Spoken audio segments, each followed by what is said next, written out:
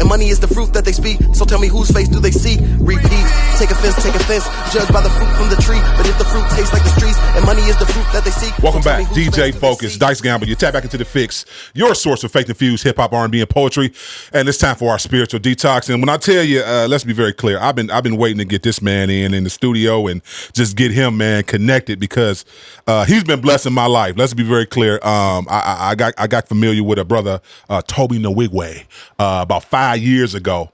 And when Toby, the beautiful thing I love about Toby and his wife, they allow for their team to shine too as well. And when I saw this man doing his thing in concert, I was like, oh no, he's gonna be a star, he's gonna be a hit. So I couldn't wait for him to drop his own music and come out. So listen, without further ado, help me welcome in the Velvet Voice himself, David Michael Wyatt. What's going on, bro? Hey, what's up, man? Thank you. First of all, thank you so much for having me here, man. It's really an honor and a privilege to be sitting in this room, in this space with you, man. And thank you for rocking with the music and being a fan and connected to it. I appreciate that. Man, that prosper. I told you, you was gonna make somebody lay at the altar, man. Just listen, I love when, like I said, I saw Toby twice in concert, and both times when that song performed, he get out your way and he let you just do your thing. So that's why I say I want to salute him, because a lot of artists don't do that. And you kind of shine a little bit more in that song than everybody else. Listen, Toby, I can't wait to interview you. I'm not no shots at you. I'm just telling you the anointing that came out of the velvet voice of yours. It touched me, man. So I just got to speak to that. I appreciate that, man. I appreciate that. Number one, about my brother Tobe. Shout out to him for sure. For recognizing the space for the anointing and knowing what it is, knowing what the song kind of do to the room, and to people and to the listeners that are listening to it. Like that's beautiful to me, that he allows us to just be conduits of this gift that we have. Absolutely. So talk a little bit about your faith journey, man. For the people who may not know you, man, share a little bit of your faith story with the people. Man, 100%. So of course I grew up in church. I'm a church kid. I loved going to church. What attracted me to the church, of course, was the choir. I loved just being on the front row, listening to music. Story is, real quick, my mom used to tell me that I would tip off. So the church was down the street from my house. So I would just walk. My mom, she gonna shoot me for saying this. We love you, mama. Right, we love you, mama. But she would be coming in from the club. So she ain't trying to get up to go to church as early as I'm trying to get up to go to church, because I'm trying to hear the choir at the top of the service. So I would walk myself to church down the street, and I just be sitting on the front row, she said, waiting, and she tipping in the back. So I've been in church for a long time, man, all my life. But the ironic thing is, my first solo was not in church. My first solo was at my preschool graduation. Really? Yeah. It was at my preschool graduation. I was singing on the swings, the teacher said. Sent a note home to my mom and said, this man can sing, or this boy can sing. And I ended up singing in the preschool graduation, and from there it just kind of popped off. So from 4 to 5 years old, you've been doing this, you've been blessing people. Yeah. Where do you think that come from? Because like you said, you walking down and going to church on your own. Did God touch you and kind of give you a sense of this is what your call was that early? I can't say that this is what my call is, but I knew that I was attracted and drawn to something. Okay. So without a shadow of a doubt, I know that it was God protecting, shielding, forming, and directing my life to get me to the place and the space that I'm in right now. What's crazy is, so my journey, so in getting into church, I thought that gospel music was going to be my main directive. Like that's what I was going to be doing. I was going to be the next Donnie McClurkin out here. You hear me? So when God started shifting my life, when I went off to college and I started watching my gift work outside of the four walls of the church, that's when I was able to see the grace, the gift that he had put on my life. And that's where the whole velvet voice and all that kind of stuff came from. Talk about that a little bit more. You being able to be in those different spaces, not just the church settings and the gospel events. You've been being able to tour and be involved with a lot of different artists. How do you incorporate your faith when you have conversations with some artists who maybe just are mainstream artists that maybe reach out to you and want to talk to you? Man, and it happens. It happens all the time.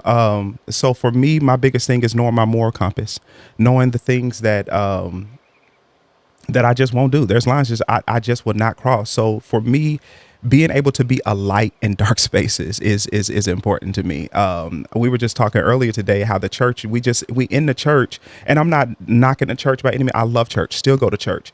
But I started realizing seasoning on top of seasoning ain't doing nothing. It's just making more seasoning. You know what I'm saying? So I knew, and I started to understand that the seasoning that God placed on my life was to be sprinkled on some bland people. So I needed to go kind of sprinkle that seasoning, and I started seeing it work. when in outside of like I said, outside of the four walls of the church, I started seeing it work, man. And once I started seeing it work, I knew like this is direction. What do we need to change then? Because I love the fact that you said season on top of seasoning ain't gonna do nothing. What do you think the church needs to get better at when you talk about being able to reach, spread the gospel, build relationships? Ooh, that's a big question, bro. All right, we probably about to. All right, so I think the church needs to be better at number one, not elevating those who are not ready. Number two, trust that greater is He that is in you than he that is in the world. Now that's why I feel like the Lord had to take me the way of church, because I had to get a firm foundation. That does not make me perfect by any means, but I'm always able to go back to that foundation and understand this is who I am. This is who God called me to be. This is who I'm supposed to be, even in the midst of everybody else that's doing whatever they want to do, however they want to do it, and live however they want to live. I'm still supposed to be a light to them. So I think that's what it kind of boils down to me, man. Wow, that's a lot, and I do agree too as well. So speak for somebody who does not know your style. Speak to your musical style and what you try to deliver when you do your music. Man. So my style is definitely, I guess that's where the velvet comes in. It's smooth. It is smooth. But I think underneath all of that, I know that the call and the grace on my life is my voice, the gift that God has given me is a vehicle that opens the door and provides an atmosphere and a space for people to receive healing, direction. If I was in church, I would just say a space for the presence of God, outside of the four walls of the church. So that's really what I'm out here for. That's good. I think, you're doing something different. Yeah. And I think it's needed. So talk about just you being able to be freely who you are as an artist and how you express that in your music, your solo music by yourself. Yeah. So shout out again to my brother Toby, like who provided and God used to provide a platform for me to kind of just really freely express myself and the artist that I feel like God has called me to be. So right now I have a record that's out called The Reprise. Mm-hmm. And basically The Reprise is a collaboration of songs between Toby and I that we did, and I just turned them into R&B songs. Yeah, you did. I turned his rap songs into R&B songs. Is really kind of what happened with it. But it's been very, people have been showing major love to it. Thank you to everybody that's been doing that. But it just really allowed my voice to kind of shine and the message to kind of shine. So I think that's what it is. I love a bop. I love hype. I love hip hop. But at the end of the day, like my sweet spot is if you give me and a guitar and a microphone, bruh, we about to turn it up. We about to turn it up. No, you definitely turn it up. Why do you think gospel has not received like the music that you do? Because I really feel, no, seriously, and we talk about the pandemic and we know that we're pretty much past it, but we saw a lot of kingdom marriages crumble during the pandemic. Right. And I would argue it's because of music selections and you being in a space where you can make, absolutely, it's got that R&B touch, but I still would say it's faith infused. It's not over sexualized. 100%. So why are people not embracing like your sound? Bruh, this I don't know. Like I feel like my answer to it is probably opinionated. All right. But I do believe that in gospel music, the gatekeepers have stood at the gate for way too long. And they have not allowed the space for the younger generations to flex their gifts and to be free in their creativity with their direction. Like with their direction, I feel like if that was the case, then it wouldn't have taken people like the Jonathan McReynolds this long to kind of surface to the top. So I think it's trying to change and the guards are changing. So I think it's looking promising to me. You know what I'm saying? Mm-hmm. So I think, and in the space of social media, I also feel like it's popped the top too. Like you can hear anybody, anywhere, at any time in the space of social media. They may not be as popular as a Jonathan McReynolds or anything like that, but they do exist. Mm-hmm. Like those people, what's my boy name? He's out of Atlanta. Dang. Mali Music? Like a Molly. Okay. Out of Atlanta. I was going to say J. Cole, but it's not J. Cole. Shoot, I can't think of my boy's name, but he just put out a record called Christian R&B or something like that. Okay. And he's kind of like trying to bend that. Jordan Armstrong. Oh, Jordan. That's him. Oh, yeah. Absolutely. Yeah. Oh, yeah. Jordan Armstrong. So he's trying to like girls like R&B music. That's what it is. Yeah, that's my dude. Shouts out to Jordan. Absolutely. Yeah. So he's trying to bend that curve. You know what I'm saying? And I think if they will allow him to be who he is and embrace him as gatekeepers and leaders, then I think it'll be good. Well, it's funny you brought him up because he actually did get his opportunity last year, the 37th annual Stellar Awards. He performed his song "The Call" with Erica Campbell. Yes. So I think they are starting to notice it. But yes, and I'm constantly fighting. For the most part, we do Christian hip hop here, so they constantly trying to keep us behind. But we're praying for y'all. All y'all listen to it. We still love y'all. We still part of the church. 100%. We in the congregation every Sunday with y'all, praying and all that good stuff too. So don't forget about the people who love hip hop. Yeah. So no, it's funny. I say that being funny, but it's a serious matter. Yeah, I kind of answered it, but I want to ask. When you talk about your style, and you brought up Jordan Armstrong and just more of the R&B, sonically, where do you think we line up compared to the mainstream? Ooh. Because I think that's a question that we're always questioning. Okay, is it sonically good enough to be put up against the Little Babies, the Dirks in mainstream? Especially because I know Toby's music has been, and you've been a part of that. So speak to that dynamic of sonically, what do you think gospel music is compared to mainstream? Oh man. Sheesh.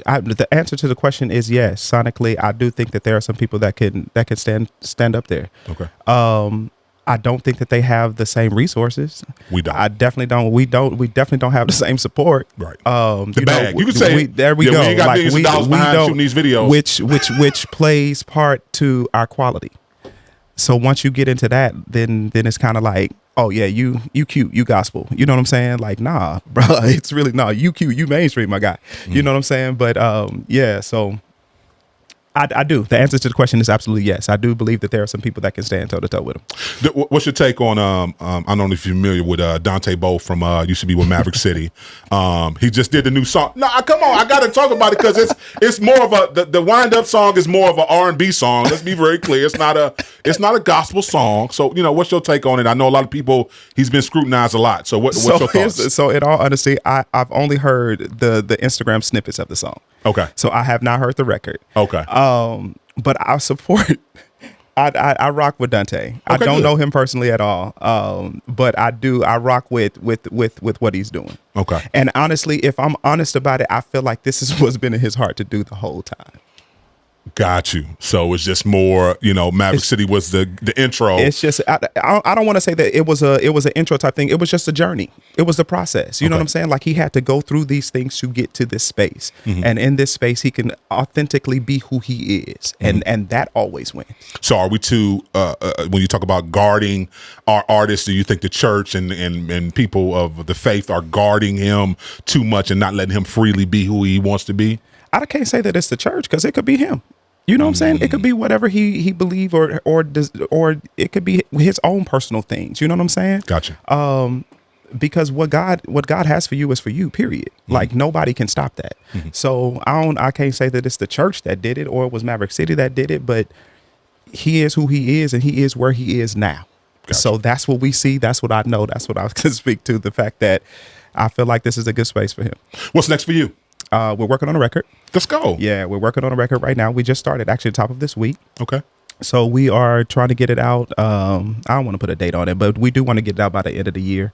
Okay. So yeah, stay connected and stay with us. We active right now. Any collaborations that you're working with, or is this all just you? Come on, drop that. Come on, drop that. Oh, drop the mic and get out of here. I'm working on some collabs. Let's put it like that. I'm working on them. Yeah. Okay. Yeah. I got to get them. Will we be surprised by some of these collabs, or is it like we should expect?